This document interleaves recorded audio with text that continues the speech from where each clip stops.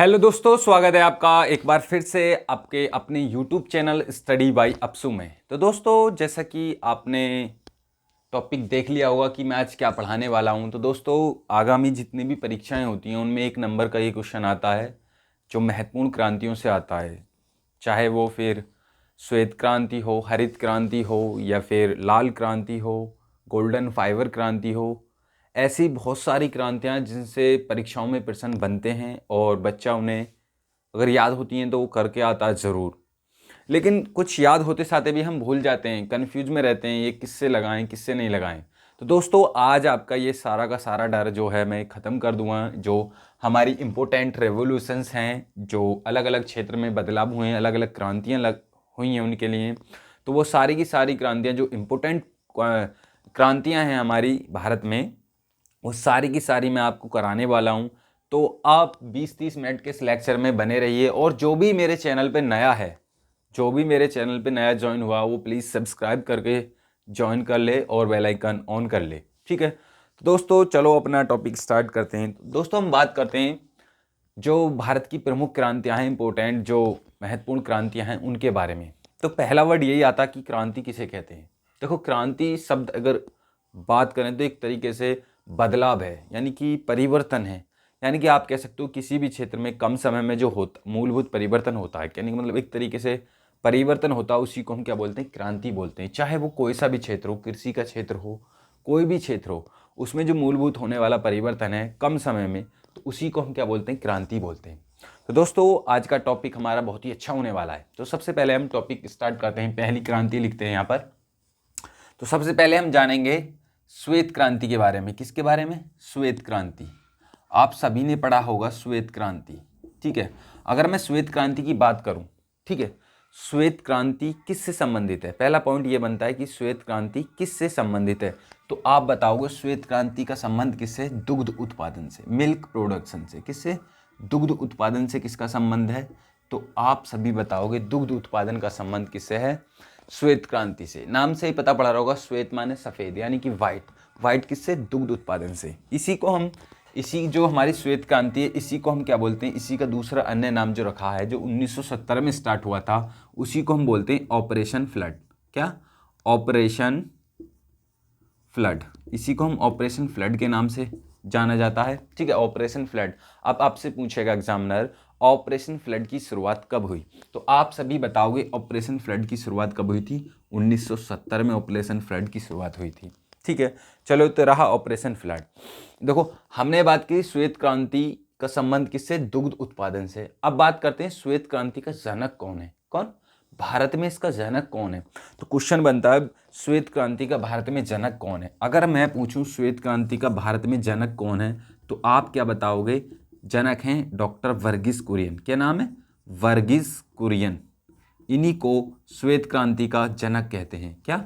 इन्हीं को हम श्वेत क्रांति का जनक कहते हैं, ठीक है।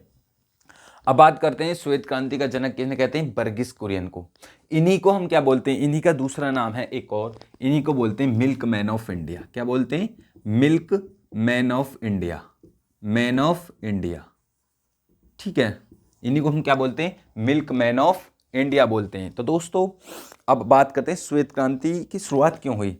तो आप सभी को पता है, भारत में जो दूध की कमी है उसी को पूरा करने के लिए भारत में किसकी शुरुआत की गई थी? श्वेत क्रांति की शुरुआत की गई थी।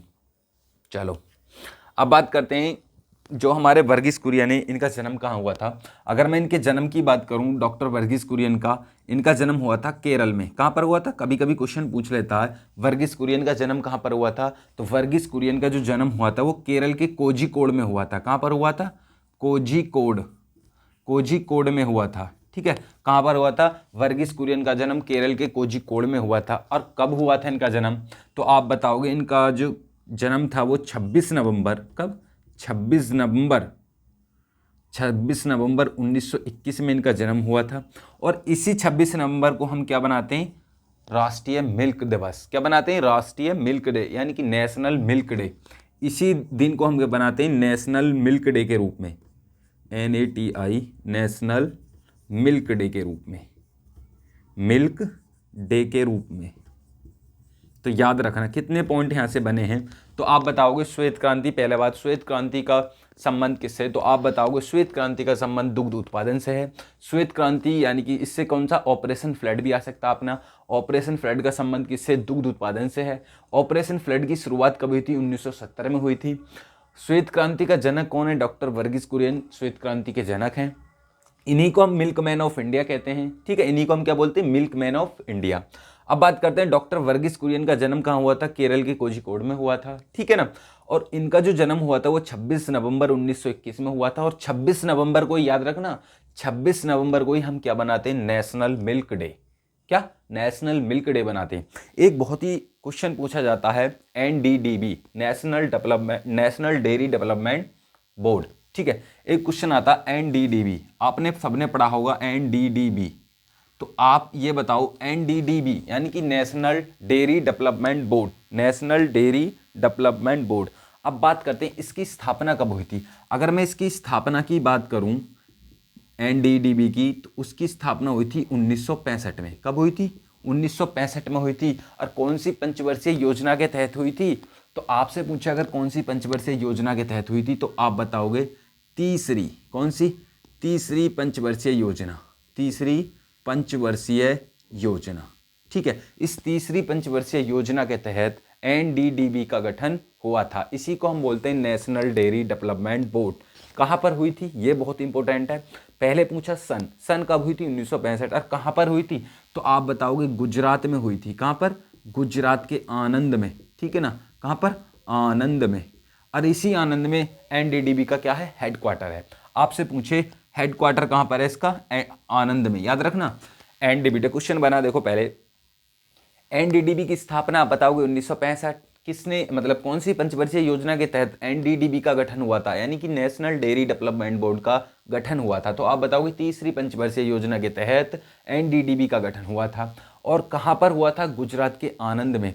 और आपसे पूछे NDDB का हेडक्वार्टर यानी कि मुख्यालय कहाँ पर है, तो आप बताओगे आनंद, गुजरात में ही NDDB का मुख्यालय है, ठीक है। तीसरी पंचवर्षीय योजना थी, 61 से 66 तक थी ये हमारी, ठीक है। तो दोस्तों ये रही हमारी श्वेत क्रांति। जितने भी बनने वाले क्वेश्चन हैं वो मैंने आपको करवा दिए। इसके बाद हम बात करते हैं हरित क्रांति के बारे में, ठीक है ना। चलो इसे मिटा दूं, रफ कर दूं, ओके।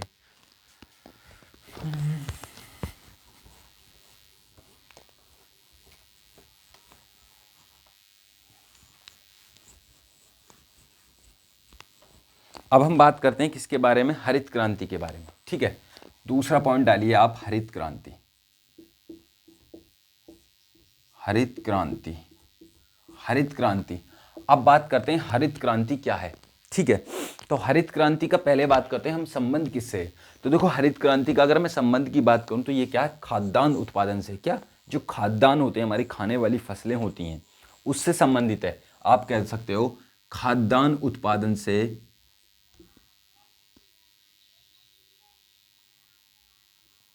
खाद्यान्न उत्पादन से इसका क्या है, संबंध है। अब बात करते हैं हरित क्रांति का पिता किसे कहा जाता है। पहला क्वेश्चन पॉइंट पहला बनता है, हरित क्रांति का संबंध किससे, तो आप बताओगे हरित क्रांति का संबंध खाद्यान्न उत्पादन से है। अब बात करते हैं हरित क्रांति का पिता किसे कहा जाता है। हरित क्रांति का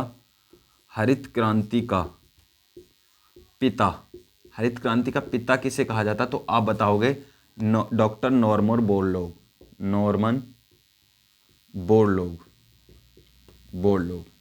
अब देखो क्वेश्चन तो ये बना, हरित क्रांति का पिता कैसे कहा जाता है, डॉक्टर नॉर्मन बोरलॉग। अब बात करते हैं, कभी कभी क्वेश्चन ये भी बन सकता है, डॉक्टर नॉर्मन बोरलॉग ये कहाँ के निवासी थे, तो ये अमेरिका के मूल निवासी थे, ठीक है, अमेरिका के एक मूल निवासी थे।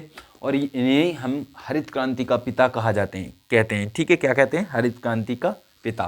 तो आप क्या देखो बता सकते हो, नॉर्मन बोरलॉग कहाँ के थे, अमेरिका के कृषि विज्ञान थे, अमेरिका के थे, ठीक है, कृषि वैज्ञानिक थे, कृषि विज्ञानी थे, एक तरीके से कह सकते हो आप, ठीक है ना, अमेरिका के थे। अब बात करते हैं भारत में हरित क्रांति का जनक किसे कहते हैं। तो दूसरा पॉइंट बनता है हमारा, भारत में हरित क्रांति का जनक। तो आप सभी को पता होगा हरित क्रांति का भारत में जनक कौन है, आप बताओगे MS स्वामीनाथन। कौन है, MS स्वामीनाथन। कौन है, MS स्वामीनाथन, हरित क्रांति, ठीक है ना। अब बात करते हैं हरित क्रांति। एक आता है हरित डे, यानी कि हरित क्रांति दिवस कब बनाया जाता है। तो आप सभी बताओगे हरित क्रांति दिवस कब बनाया जाता। तो यहीं लिखे देता हूँ दिवस कब बनाया जाता है। ये 25 मार्च को ये से दिवस के रूप में बनाते हैं, हरित क्रांति दिवस के रूप में बनाते हैं। ये कब से कब तक थी, 1966 से 1967 तक था ये टाइम पीरियड इसका, ठीक है ना। 1966 से 1967 हरित क्रांति किससे संबंधित थी, खाद्यान्न उत्पादन से संबंधित थी। भारत में हरित क्रांति का जनक कौन है, MS स्वामीनाथन थे। और हरित क्रांति के पिता किसे कहा जाता है, डॉक्टर नॉर्मन बोरलॉग को कहा था। ये विदेशी स्तर पर था, ठीक है। हरित क्रांति के जनक अमेरिका के मूल निवासी थे, ठीक है। अब बात करते हैं हरित क्रांति। तो इसी को हम क्या बोलते हैं, देखो हरित क्रांति को हम तीसरी क्रांति के रूप में भी जाना जाता है। तो जितने भी पॉइंट बनेंगे मैं वही लिखवाऊंगा, जो आपके एग्जाम रिलेवेंट होगा केवल वही, ठीक है ना। तो इसे उतार लीजिए जो भी है छोटा सा टॉपिक। उसके बाद बात करते हैं अगली क्रांति किससे संबंधित है, मिटा दूं इसे।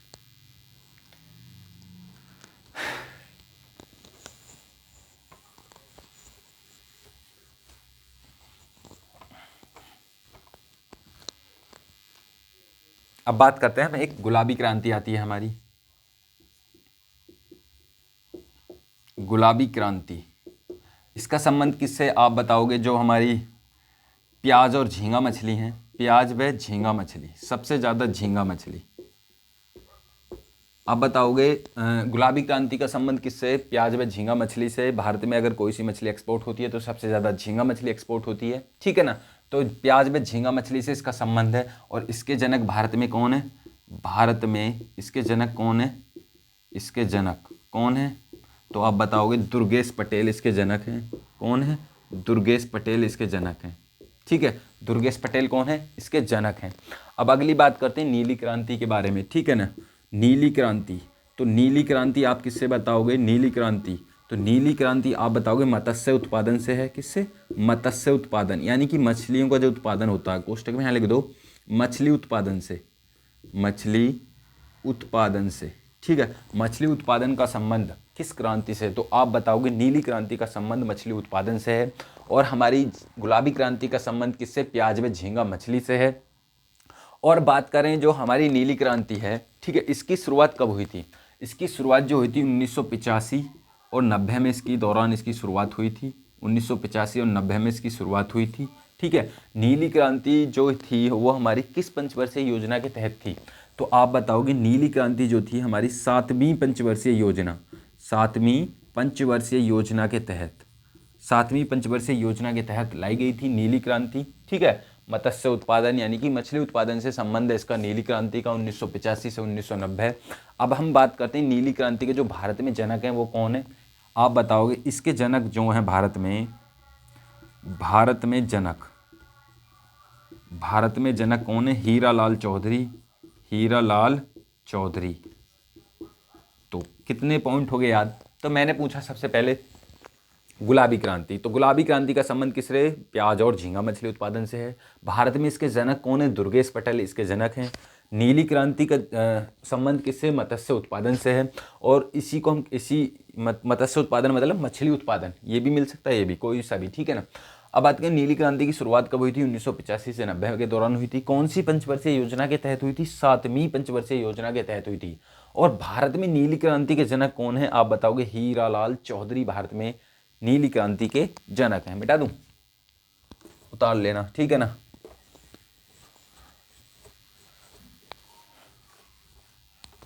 अब कुछ और क्रांति लिखने जो इंपोर्टेंट हैं, ठीक है ना। एक आती है हमारी भूरी क्रांति, ठीक है ना, इसे लिखो पहले, भूरी क्रांति। तो बात करूं मैं भूरी क्रांति का संबंध किससे है, तो भूरी क्रांति का संबंध जो है हमारे सीमेंट और उर्वरक, कौन से, सीमेंट व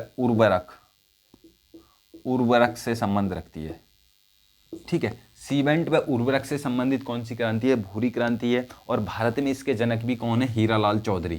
कौन है इसके जनक, कौन है, हीरालाल चौधरी, हीरालाल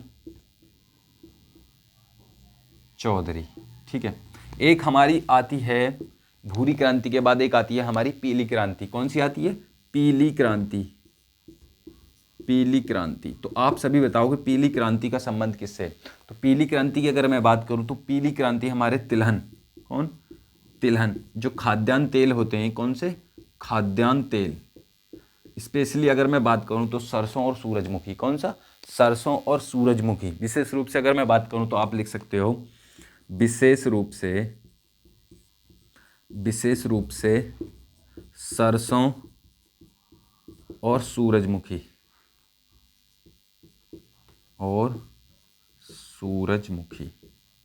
तो मैं पूछूं आपसे पीली क्रांति, पीली देखो सरसों हमारी कैसी होती है? पीली होती है, जो उसके फूल होते हैं वो पीले कलर के होते हैं। सूरजमुखी का भी जो फूल होता है वो पीले कलर का होता है। तो आपसे पूछे पीली क्रांति का संबंध किससे है? तो आप बताओगे तिलहन या खाद्यान्न तेलों से इसका संबंध है। विशेष रूप से सरसों और सूरजमुखी का संबंध किससे है? पीली क्रांति से। अब भारत में इसके जनक कौन है? अगर मैं इसकी जनक की बात करूं तो जनक इसके भारत में कौन है? सैम पित्रोदा। कौन है? सैम पित्रोदा। सैम पित्रोदा का संबंध किस क्रांति से है? तो आप बताओगे पीली क्रांति से सैम पित्रोदा का जन्म है। अगली अगर मैं बात करूं तो लाल क्रांति है। कौन सी है हमारी? लाल क्रांति।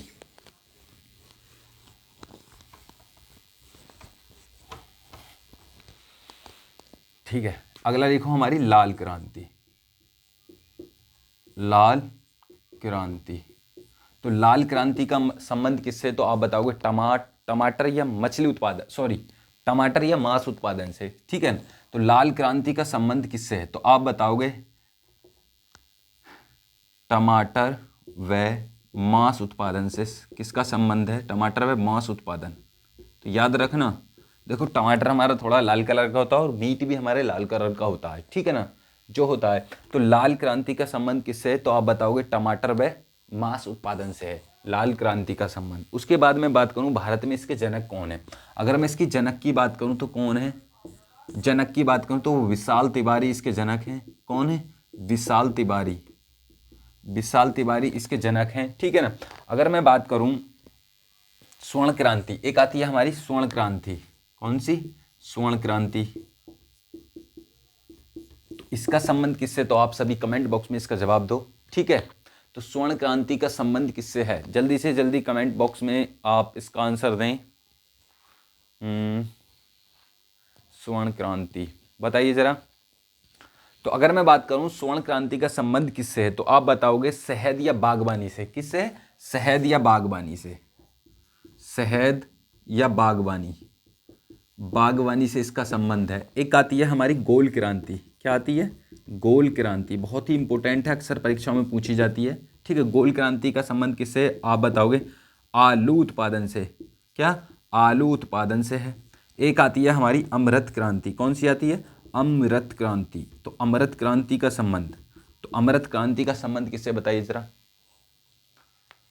तो अमृत क्रांति की अगर मैं बात करूं तो अमृत क्रांति का संबंध है नदी जोड़ो परियोजना से। किससे?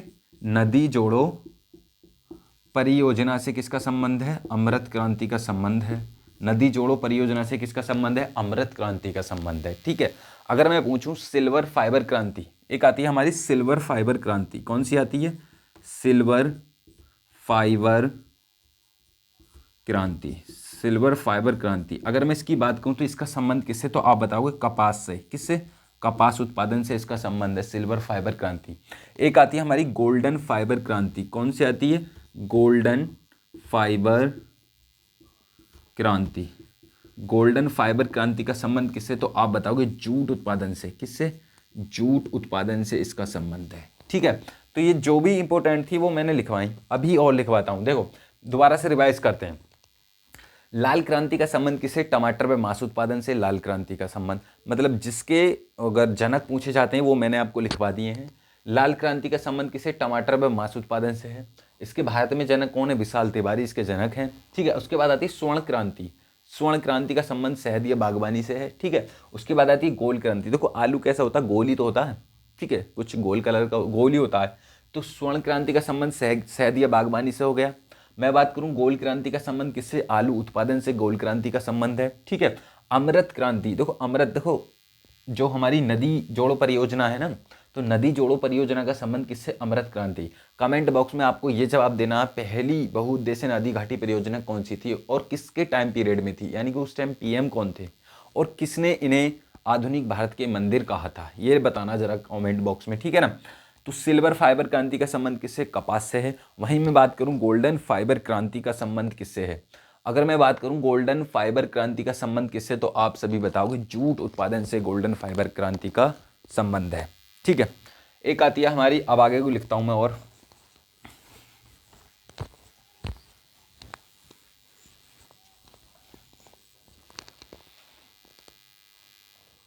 एक आती है हमारी खाकी क्रांति। कौन सी आती है?